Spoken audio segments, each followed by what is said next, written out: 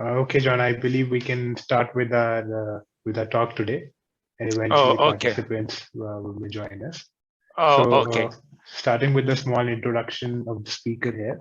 So, he's a blockchain engineer, and he's quite passionate about the monetary policy and and all the financial related policy related to blockchain. And he's based in Singapore. He's worked with multiple companies across his career, and very excited to hear what you have for us here, John. Over to you. Okay. Thank you very much, Patrick. So yes, maybe a bit of introduction. You just that my name is Jean Jacques, but people call me JJ. I'm French, and I'm working for an oil and gas company as a solution architect, and also part of an innovation team. And we are exploring the possibility of implementing blockchain in the company oil and gas company ecosystem. So a bit of my journey into blockchain and crypto about 3 years ago. More than 3 years ago, I was living in Laos, and I've been contacted by a company selling lottery tickets, and they had a ban from the government. And following that ban, they did contact me to find another source of revenue, and they were considering mining Bitcoin. So they asked me, do you know about Bitcoin? I say no. So okay. So, but if you can you do some investigation? And this is what I did, and the rest is history. And I get my nose into that, and it has derailed my life. And that's it. That sounds interesting, certainly. It's okay. So yes, today I don't know if the people are seeing my screen now at the moment with the different slides. We can see your screen. Yes. Oh, okay. So maybe something like I would like to talk about today is going to talk about not blockchain, even you see the slides on blockchain. I'm going to talk about Bitcoin in the context of monetary policy. So I'm going to go to the next slide, and this is a quote I like very much. I'm going to read it with you. It said, "I care not what puppet is placed on the throne of England to rule the empire. The man that controls Britain's money supply controls the British Empire, and I control the money supply." So it's coming from the Baron Nathan Mayer Rogers, sorry for pronunciation. And I think he's making a point very, very interesting. If you control the money supply, you rule a nation of an empire. So why money supply is important to me nowadays is because we have a problem with inflation at the moment.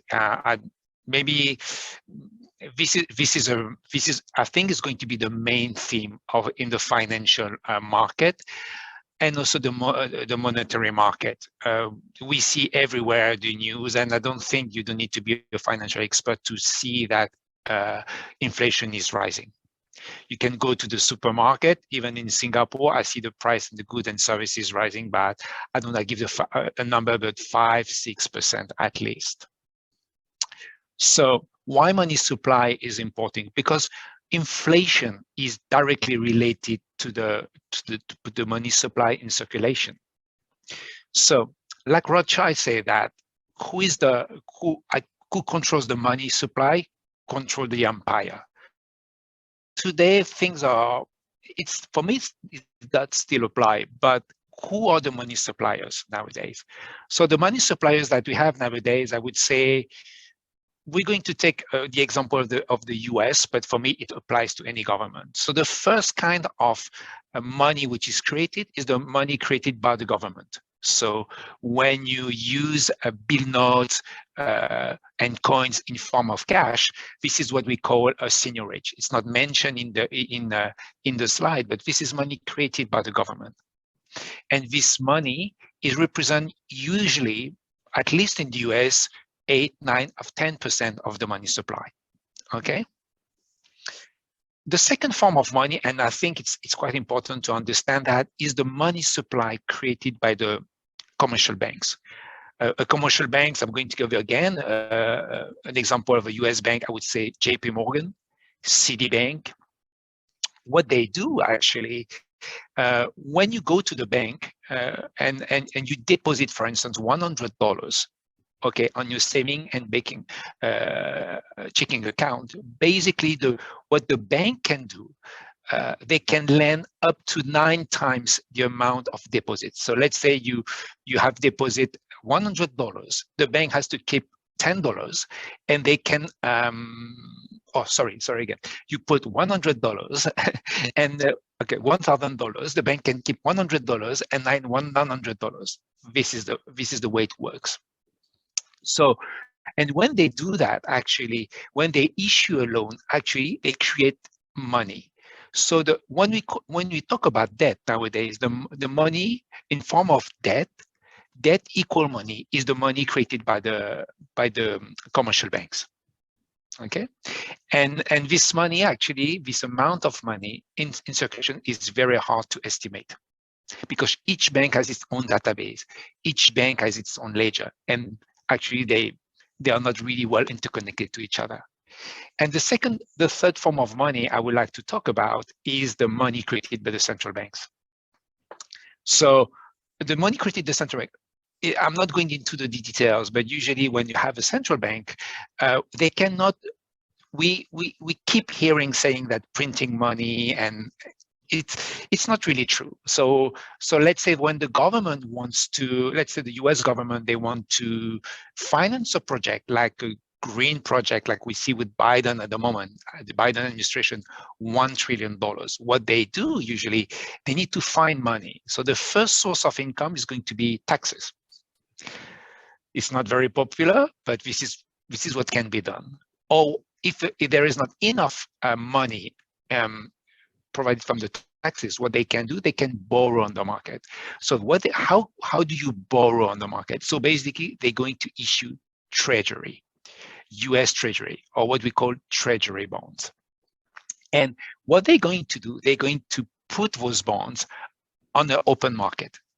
So you can have different buyers. You can have, let's say, the biggest buyers of US Treasury bonds today is China, or different financial investors. But and you can have the central banks. So when the central bank purchases a bond, what they do at that moment, they create a swap. So for instance, when they buy a 100 bonds US Treasury bill, they create $100 of money, and this money is put into the account of the government. This account can be with a commercial bank, and nowadays it's rather with the US Fed, the US central banks. So this is very, for me, I know I go a bit fast, but for me to understand the money suppliers is to understand how this money supply is controlled by each of the 3 entities. So I'm going to the next slide, and this next slide is what is inflation? And in this way, I say, what is inflation? Inflation just a transitory bullshit. So what does it mean? Recently, you have the Federal Reserve saying that inflation was transitory. It means that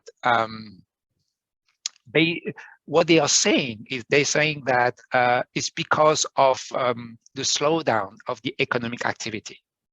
So economy was put at rest, and the supply chain was put on hold. And basically when they stop the lockdown, basically you have a problem of supply and demand. People were resuming their normal activities, but there was not enough goods and services, so the demand was high. And that's why they say it's transitory, meaning that basically it was not due to a monetary issue. But now they have changed their speech, and they say that, how do we know that? It's because they're going to increase or modify interest rates. Sorry, I'm trying to. Okay. So what is inflation actually? Inflation basically for me is really just a supply and demand. Let's say I'm going to use my hand. This is a cup of coffee. I'm going to use my other hand. This is a bill note. So now if I put 2 more, if I inflate the quantity of money to, what's going to happen? Basically, I just have the same number of cup of coffee, but basically what I did, I just doubled the amount of money supply. So instead of costing $1 now, it's going to cost $2. This is the basic mechanism of supply and demand about inflation.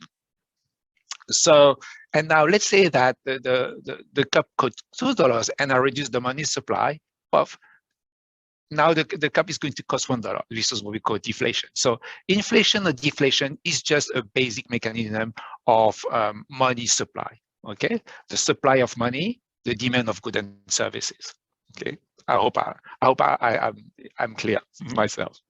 So what's happening basically, if I put again more money, if I print another, I put more money in circulation, let's see. So this time I would say the cup of coffee is going to cost me $3.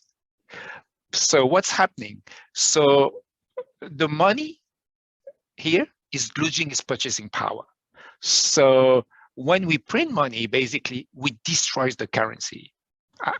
I mean, I use the same word for money and currency, whether even it's not exactly the same thing. So when we print money, I can need to use my forefinger. I keep destroying the purchasing power of the currency. So in a nutshell, this is inflation. Okay.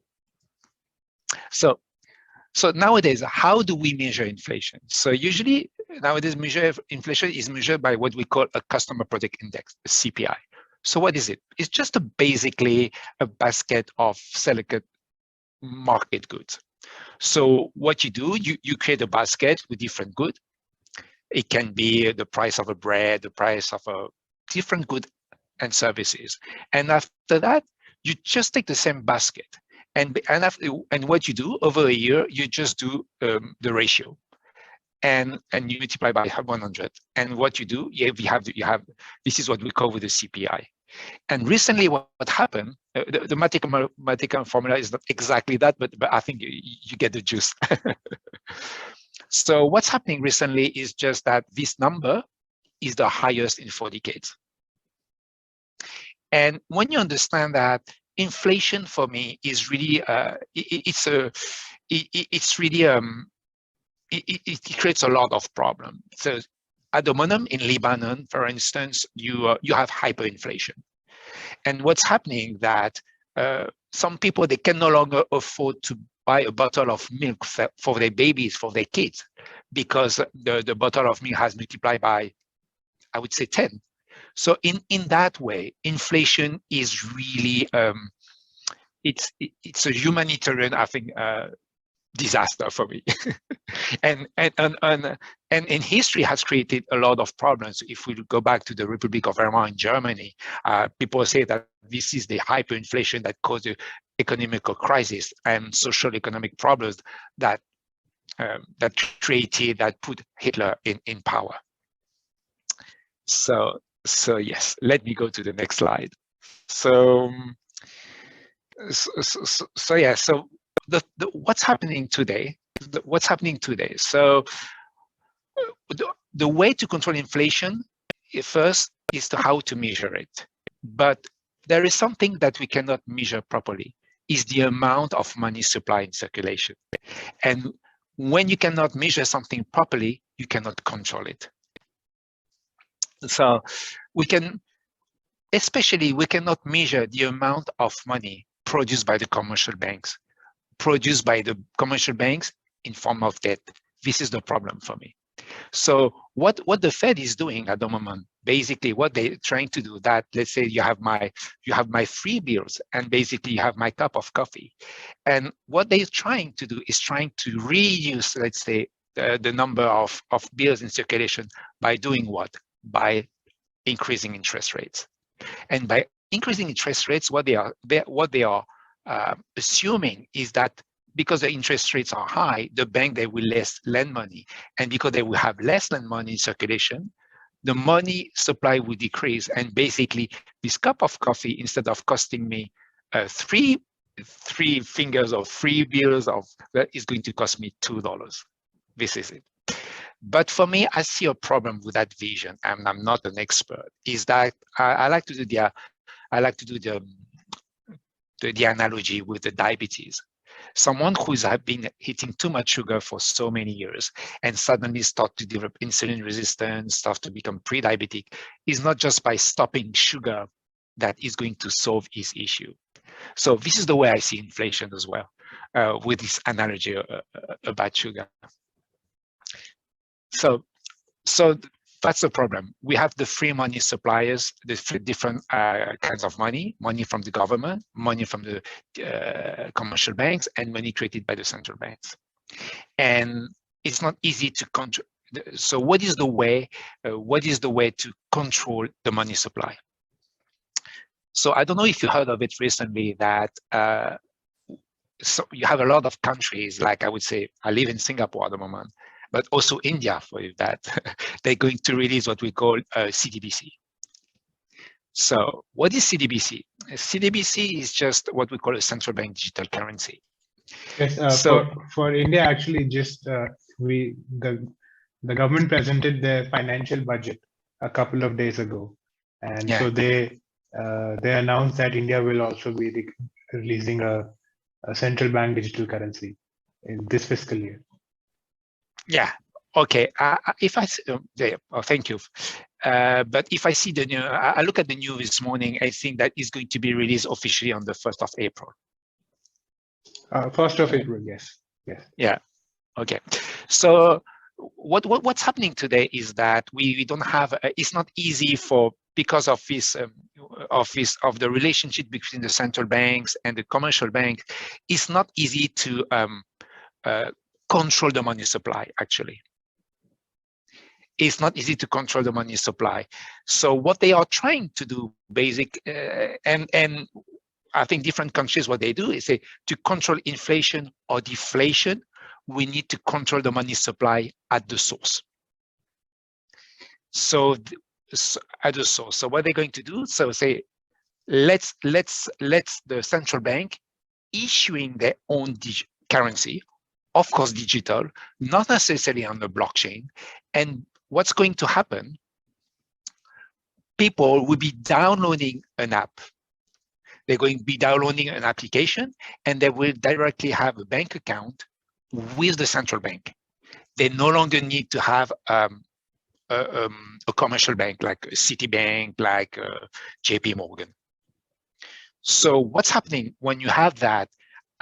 Because now all the citizens, they have directly a bank account with the central banks. The central bank will know exactly at any point in time how much money is in circulation. So, and what they do, if the government wants to spend money, they can ask the central bank to issue money. It doesn't eliminate the problem of inflation, but is going to really solve the problem of knowing how much money supplies you have at any point in time. So, on the top of that, what they can do is not only money they give, it's programmable money. It means that, let's say that the government start to spend, they start to create inflation because they increase the money supply. So, okay, why not? I give this money this amount of time, and basically I'm going to program this money supply to decrease by different means, different taxes. So because taxation is a way of basically decreasing the money supply as well, or increase interest rates or decrease interest rates. And this can be done because this money is programmable. And this is feasible because we have a central central authority that can do that. It does not eliminate the problem of inflation, because but what you can do, you can really influence or control the money supply. I mean, almost in real time. This is their vision. Also, Jean, I would like to ask you, how does that change the current banking scenario? What does that mean for a consumer? So what I think, there are different scenarios, and but for me, what's happening is that the traditional banking system will change. What we call the commercial bank, they will become irrelevant for me. Not for me, but for the people. They are in danger, actually. So if they become irrelevant, and that's why at the moment we see a lot of commercial banks starting to provide crypto services. They start to provide custody for crypto products. So, in a way, what's happening for me is that in terms of ideology, in terms of model, we have all the citizens with a bank account with a central bank. And what that means, it's, I don't know how to call that, but for me, it looks like communism at its best, but enabled by technology. And there is a country following that path, is China. And on the top of that, okay, it's a very interesting technology, but you also have the problem of privacy, because and ownership, because you don't own your money. The central banks owns that. So if for some reasons you are not compliant or you don't have a good credit score, they can remove you out of the system.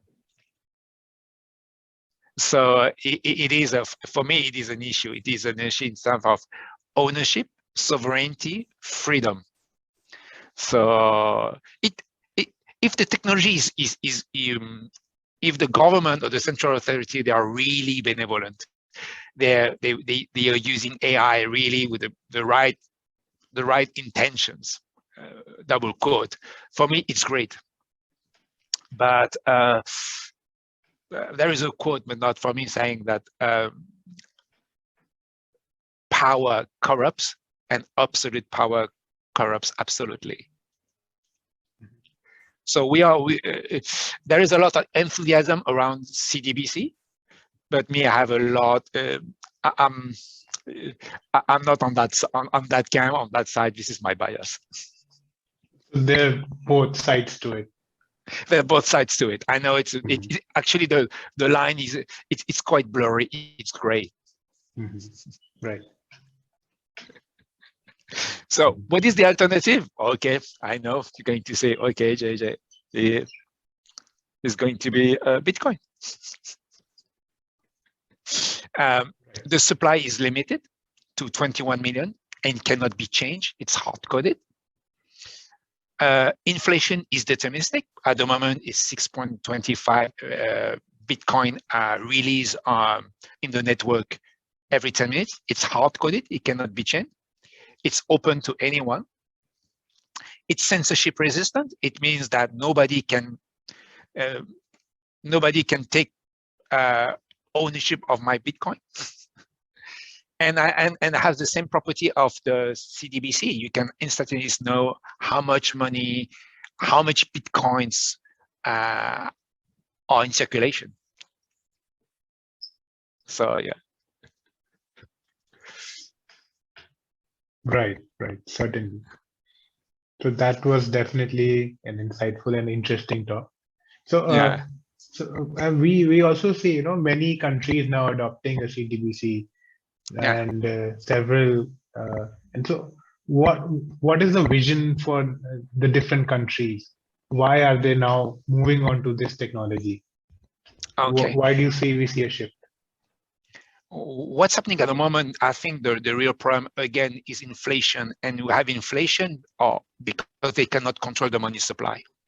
And during the pandemic, the whole world, all the countries, they print like crazy. They print like crazy. So what's happening? Inflation at some point has to happen. So for them, with the current banking system, with the government money from the government, money from the commercial bank, and money central banks, it's impossible to measure how much money is in circulation, and even less how to control it. But if at the source you create a currency like the CDBC, for them they can know how much money is in circulation, and they can program that money. They can program automatic interest rates. They can program where the money is going to go with AI. That's it. So it becomes more manageable. It becomes more manageable. But the thing, at the same time, you also, as an individual, you lose your sovereignty. You lose your, there is a loss about privacy and freedom. But for me, it's inevitable because of the current system. Okay, sure. That's a problem, because now, since 1971, the whole world has been running on a fiat currency system, and I'm not a monetary historian expert, but all the currency, all the fiat currency, backed up by nothing. Money used to be backed by gold. Before that, the central bank cannot print more money than have gold in reserve. It's no longer the case since 1971, since Nixon decoupled the US dollar from the gold standard, basically. Mm-hmm. And now money, and ever since that, there is no limit double code for the government, how much money they can spend, how much money they can print. And it's a problem, because inflation is if inflation is around, and nowadays with the pandemic, with the recent pandemic of COVID, it's something that has become it's something now which is here to stay. It's no longer transitory. So for many governments, I understand them that CDBC is the way to go. And why at the same time they don't want to go? Why? Oh, they could go to Bitcoin. No, it's impossible. Because I don't know, but for the last 300-400 years, money is a tool from the government with the central banks.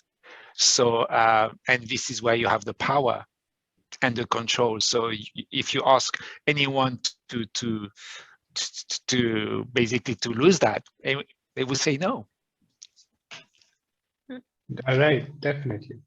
Yeah. And so do you believe that this eases international transaction, and how does it change the payment systems, the CDBC? That's a good point. That's a good point. I was not expecting such a question, but I think within the same country, I can tell it's going to be an amazing payment gateway, because it doesn't need to be on the blockchain. It can be on a normal database, because when you do that, any transaction will be settled on instantaneously. Mm-hmm. And because it's settled on instantaneously, you know how much money is in circulation, and that's great for payment system. I see that happening, actually. I don't have a crystal ball, but for me, that's a very likely future. Right. Sure. So, from the audience, if someone has a question to the speaker, we can take that.